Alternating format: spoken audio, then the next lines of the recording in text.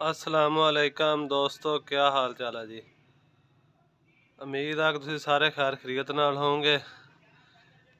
अज तुहानूं असीं लेज़र करा फिट करन दा तरीका दस्सांगे मुकम्मल डिटेल दे नाल कि किवें इहनूं फिट करीदा।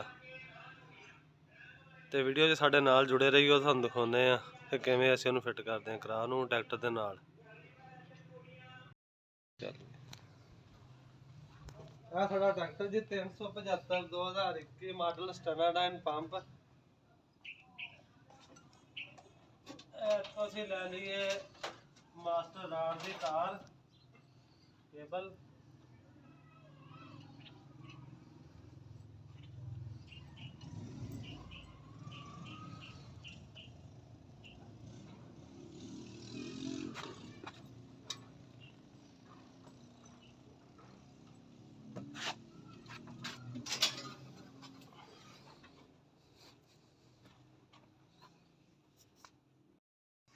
ਆ ਤਾਰ ਇੱਕ ਲੱਗ ਜਾਣੀ ਹੈ ਕੰਟਰੋਲਰ ਨੂੰ। ਆ ਜਿਹੜੀ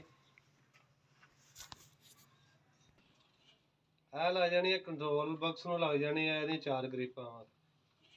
ਤੇ ਇਹ ਅਸੈਂਬਲੀ ਦੀ ਜਿਹੜੀ ਦੂਸਰੀ ਕੇਬਲ ਆ ਉਹ ਲੱਗ ਜਾਣੀ ਟਰੈਕਟਰ ਵਾਲੀ ਸਾਈਡ ਤੇ ਕੰਟਰੋਲ ਤੇ।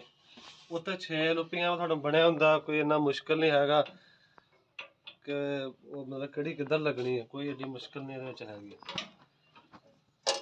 ਤੇ ਇਹਨੂੰ ਕਰ ਦੇਣਾ ਮੁੜ ਕੇ ਬੰਦ, ਔਰ ਇਸ ਤੋਂ ਬਾਅਦ ਲਾਉਣੇ ਆ ਪੈਪ, ਕਿਉਂਕਿ ਪ੍ਰੈਸ਼ਰ ਦੇ ਨਾਲ ਹੀ ਇਹਨੇ ਕਰਾ ਨੇ ਚੱਲਣਾ ਵਾ। ਤੇਲ ਵੀ ਤੇ ਕਰੰਟ ਵੀ ਇਹਨੂੰ ਚਾਹੀਦਾ।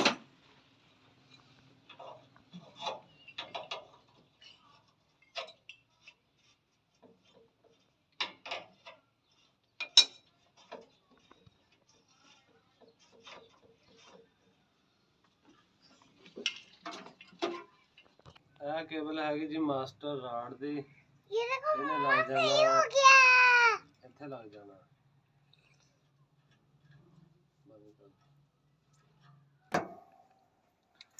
ਪੈਪ ਇੱਧਰੋਂ ਲੱਗ ਜਾਣਾ ਜੀ ਵਾਪਸੀ ਦਾ।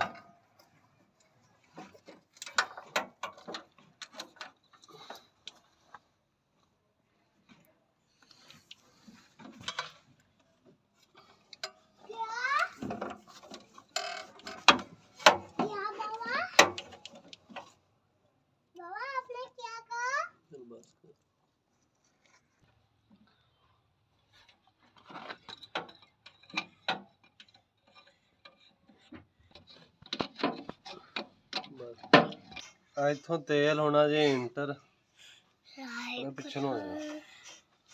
ਬਾਏ ਬਾਏ ਕਿਸਕੋ ਬਾਏ ਬਾਏ ਕਰੋ। ਇੱਥੋਂ ਤੇਲ ਟਰੈਕਟਰ ਦੇ ਵਿੱਚ ਇੰਟਰ ਹੋ ਜਾਣਾ ਜੀ। ਇਧਰ ਵਾਪਸੀ ਵਾਲਾ ਵੀ ਕਰ ਦਿੱਤਾ ਤੇ ਇਹ ਵੀ ਕਰ ਬਾਏ ਬਾਏ ਬਾਏ ਬਾਏ। ਇਹ ਤੇਲ ਨੇ ਤੇ ਕਰੰਟ ਨੇ ਜਿਹੜਾ ਅਸੈਂਬਲੀ ਨੂੰ ਉਹਨੇ ਵਰਕ ਕਰਾਉਣਾ ਹੁੰਦਾ। ਤੇਲ ਵੀ ਜਾਏਗਾ ਔਰ ਕਰੰਟ ਵੀ ਜਾਏਗਾ ਤੇ ਇਹ ਟਰੈਕਟਰ ਦੀ ਅਸੈਂਬਲੀ ਜਿਹੜੀ ਆ ਇਹ ਲੇਜ਼ਰ ਕਾਰ ਦੀ ਅਸੈਂਬਲੀ ਵਰਕ ਕਰੇਗੀ।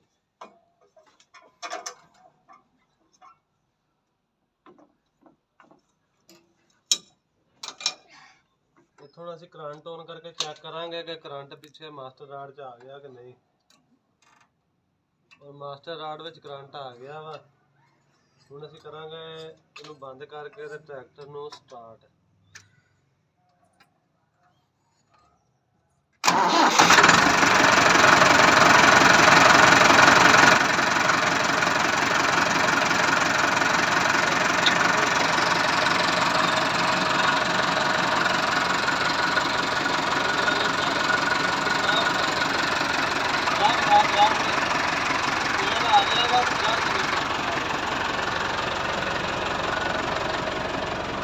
ਤੁਸੀਂ ਦੇਖ ਲਓ ਕਰੰਟ ਵੀ ਵਿੱਚ ਇਹਦੇ ਆ ਗਿਆ ਵਾ ਤੇ ਤੇਲ ਵੀ ਪਾਸ ਕਰ ਰਿਹਾ ਵਾ।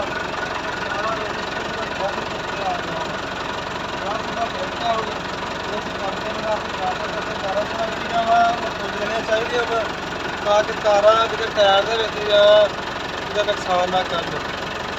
ਇਹ ਸੀ ਸਾਡੀ ਅੱਜ ਦੀ ਵੀਡੀਓ। ਸਾਡੇ ਚੈਨਲ ਨੂੰ ਦੋਸਤੋ ਸਬਸਕ੍ਰਾਈਬ ਕਰਿਓ ਤੇ ਨਾਲੇ ਵੀਡੀਓ ਨੂੰ ਲਾਈਕ ਕਰਿਓ। ਦੁਆਵਾਂ 'ਚ ਯਾਦ ਰੱਖਿਓ।